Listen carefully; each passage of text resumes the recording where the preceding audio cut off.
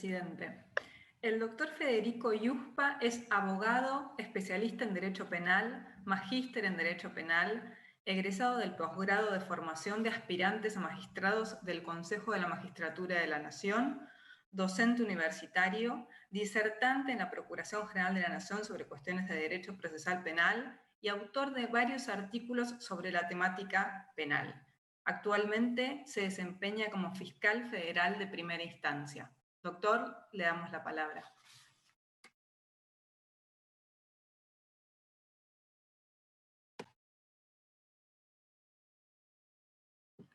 El micrófono, doctor.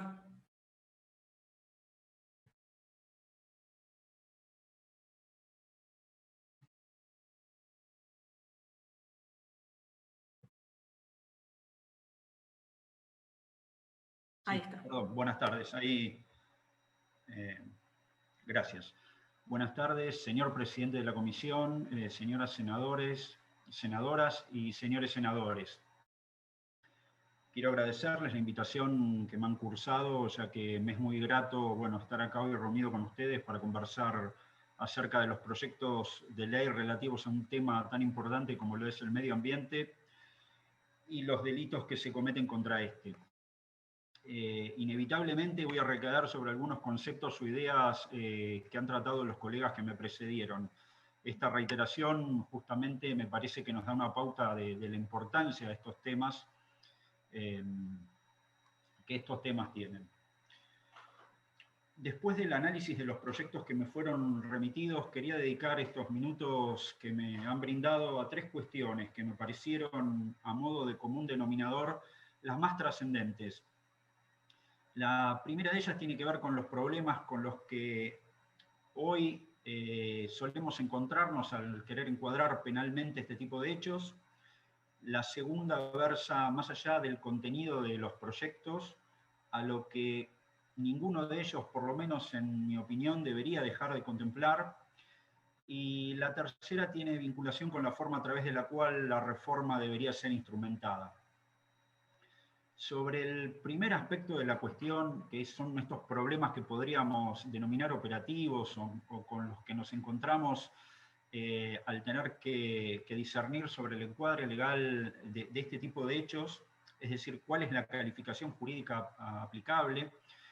En la República Argentina, los hechos que atentan o lesionan el equilibrio del ecosistema, la sustentabilidad de los recursos naturales, o visto desde estas perspectivas, la calidad de vida de la población, prácticamente no encuentran adecuación típica.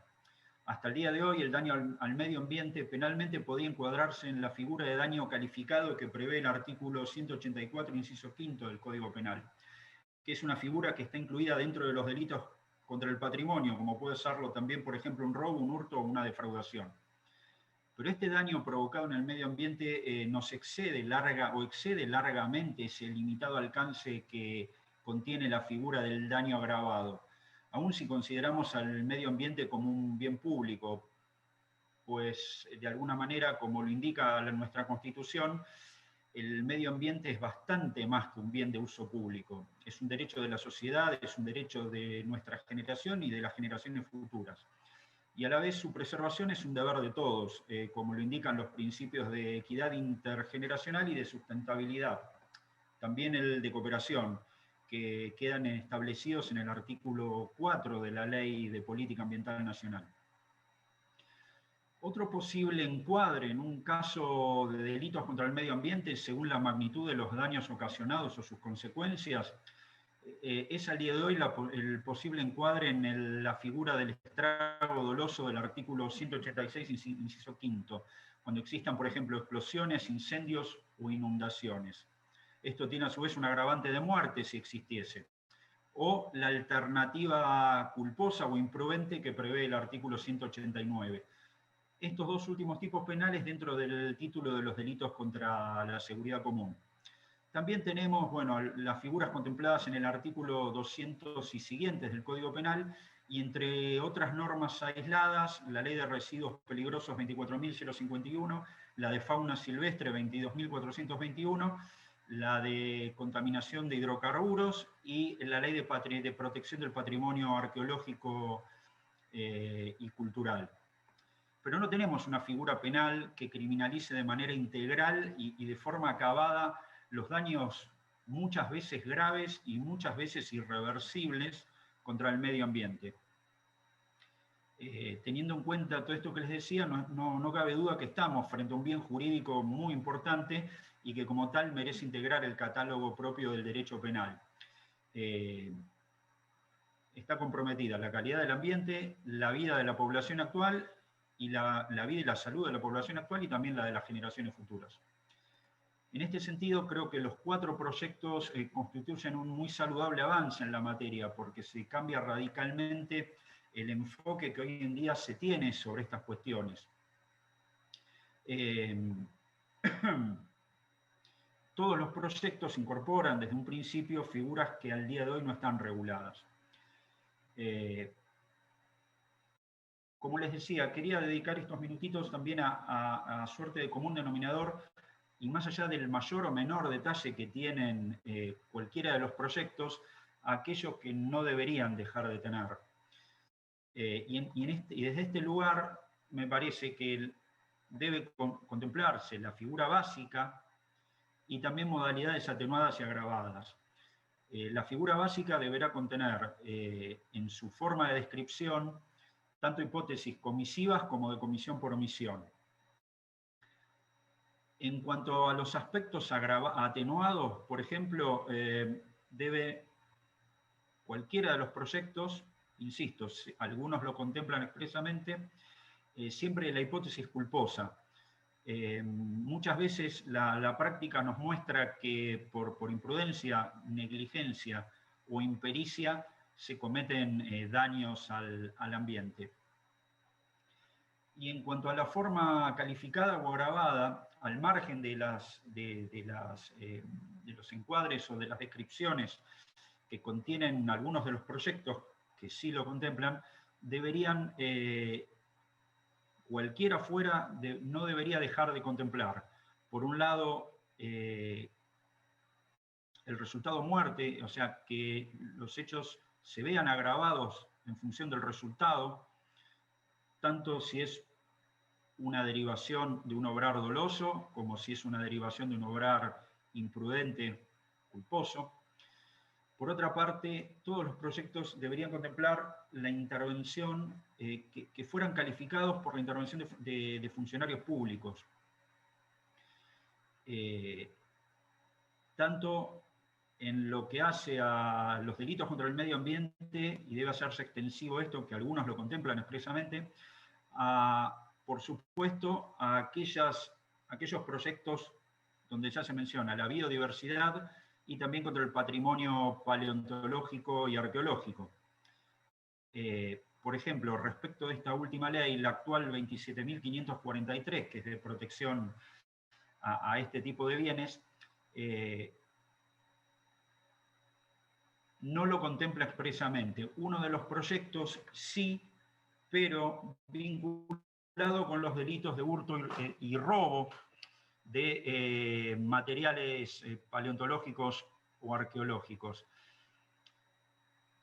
Y lo deja reservado exclusivamente al personal de las fuerzas de seguridad que diere lugar a la comisión de este tipo de hechos. Creo que la hipótesis de una figura agravada debería hacerse extensiva a todo tipo de funcionarios públicos, y no solamente a los integrantes de las fuerzas de seguridad. Aprovecho acá para señalar que en el proyecto, creo que es el de la senadora González, que contempla los delitos contra la protección del patrimonio arqueológico y paleontológico, no advierto que se estuviera contemplando, por lo menos en este momento no lo tengo presente, la tipificación de la hipótesis de la tentativa de contrabando, que sí, por el contrario, está prevista en el artículo 49 de la actual ley 27.543.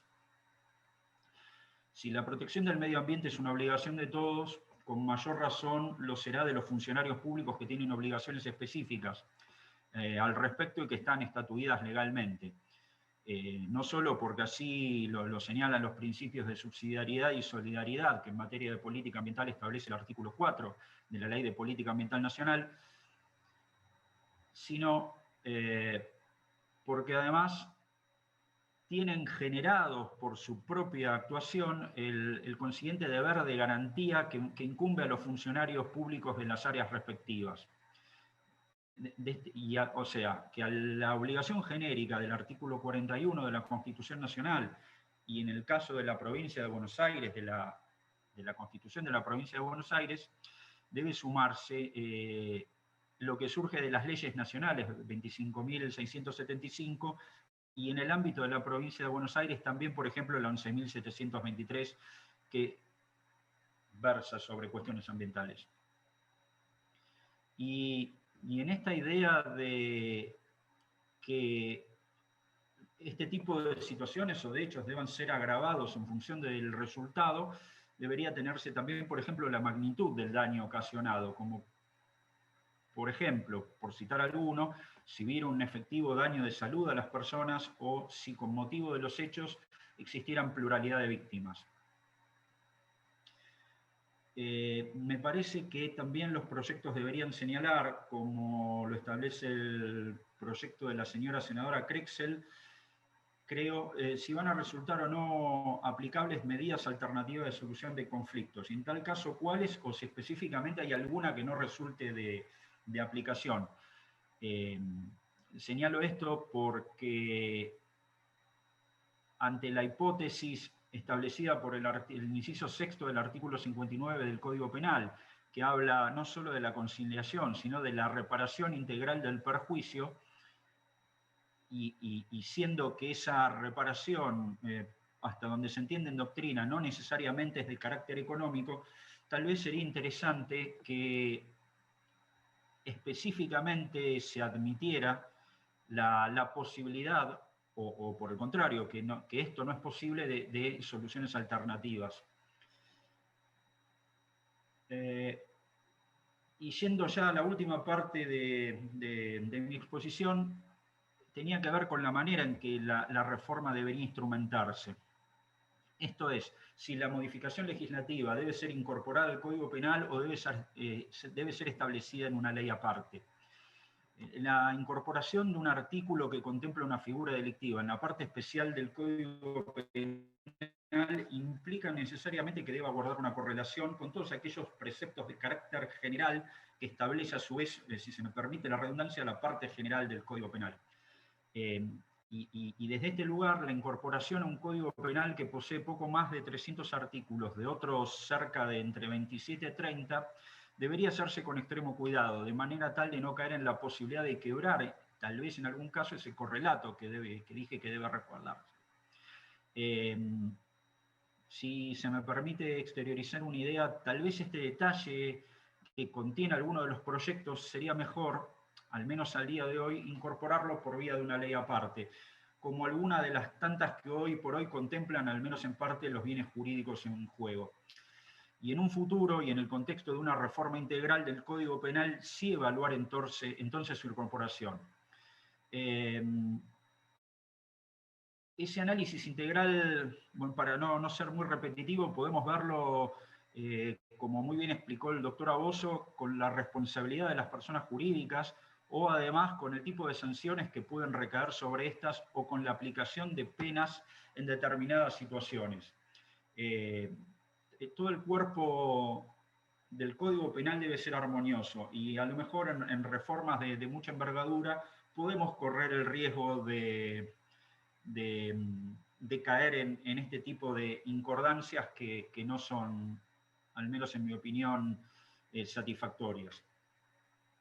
Y otro aspecto a considerar, cuando uno tal vez tiende a tratar de, por lo menos desde mi opinión, y tiende a tratar de catalogar todas las posibles figuras, es la dinámica por el continuo avance de la ciencia y de la tecnología que pueden llegar a presentar este tipo de delitos. Lo que hace que tal vez situaciones que al día de la fecha no estén contempladas o que se crea que no constituyan delito, el día de mañana tal vez sí lo sean. Este podría ser un posible beneficio, a lo mejor, de tener una figura base que además contemple formas agravadas o atenuadas, lo que no implica que deba ser confundida con una figura difusa. Hay que llegar a un necesario equilibrio, de modo tal que las conductas típicas queden perfectamente definidas para no violar ni el principio de legalidad ni el de culpabilidad que rigen en materia penal. Además, ya desde la práctica judicial, una técnica legislativa difusa se traduce en discusiones dogmáticas, doctrinarias y jurisprudenciales interminables para definir cuál es el alcance de tal o cual término o cuál fue la voluntad del legislador al sancionar la ley. Y esto, la verdad que estas discusiones tal vez no son ni prácticas, ni satisfactorias, ni van a lograr conseguir lo que esta ley pretende, que es la sanción de delitos ambientales de una manera seria como se pretende realizar. Bueno, muchísimas gracias por estos minutos y, por supuesto, como los colegas que me precedieron, quedo a su disposición. Muchas gracias, doctor Yuspa. Y bueno, vamos a escuchar ahora al último